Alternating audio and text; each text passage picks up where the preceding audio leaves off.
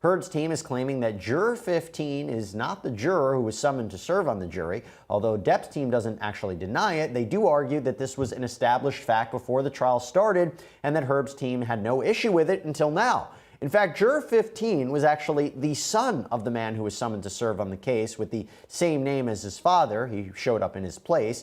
Now, the court found him eligible to serve on the jury through the same questioning process that all the other jurors underwent.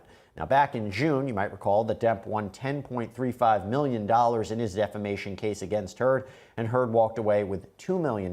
Dr. Pearson, I know you have very strong feelings about this. Walk me through the Juror 15 issue. I mean, it seems significant, but yet what you're hearing from Depp's team saying is if you had a problem with it, you should have brought it up during the course of the trial.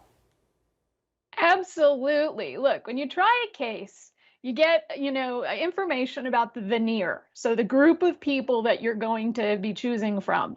And then you get to question these jurors through a process called voir dire. And so she had ample opportunity to suss out whether these jurors were appropriate or not. She sat through an entire trial. We sat there with her through this entire trial. And it's only now, after she lost, that she's taken issue with it. Give me a break. So, Michael, I mean, Depp's team had a very, very strong response to Ms. Heard. I mean, they basically said Ms. Heard had made a very calculated effort in crafting the language of the op-ed to avoid an explicit defamatory reference to Mr. Depp. She should not be able to skirt liability stemming from the devastating impact of her op-ed simply by carefully choosing her words. They basically said that she was desperate in this filing, and they said even assuming that Ms. Heard's latest thesis, that a son served instead of his father, there would be no prejudice as Juror 15 was qualified. And by the way, Ben Shue actually wrote, disgraceful that Ms. Heard made such scandalous allegations and disappointing that no apology and recantation followed, obviously in reference to Ms. Heard saying that these jurors were biased and looked on social media and were tainted. So what do you make of their response?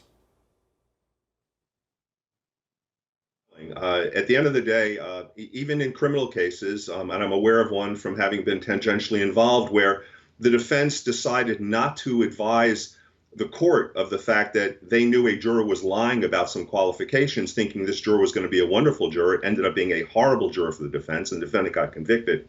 The Court of Appeal said you waive that. In a criminal case, it was waived. Now, one of the bigger issues, frankly, is whether or not these lawyers had an ethical obligation to advise the court. I'm not sure about if they did at the time, that the juror was in fact not the juror they thought it was. Whether the court felt deceived by the lawyers not bringing it to his attention. I'm not sure if they did or not, but it doesn't sound like they did. But there is a clear waiver here. I agree with Depp's filing. There's no evidence that this would have made any difference.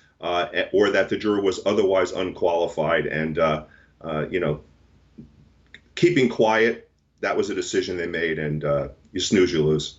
I wonder, Dr. Pearson, if Johnny Depp is just putting the legal aspects to the side now. You know, he won his defamation case. He cleared his name in a lot of ways. But Michael, I am curious, at the end of the day, whether or not it is this post-trial motion that Amber Heard filed or an appeal, which we believe she will ultimately file. Is there a chance that this verdict or even the damages award could be overturned and we would get a new trial in Amber Heard, Johnny Depp? Well, is there a chance? I know you mean more than that. There's always a chance. Do I think it's a likelihood? I don't think it's a likelihood. This was a hotly litigated case with great lawyers on both sides.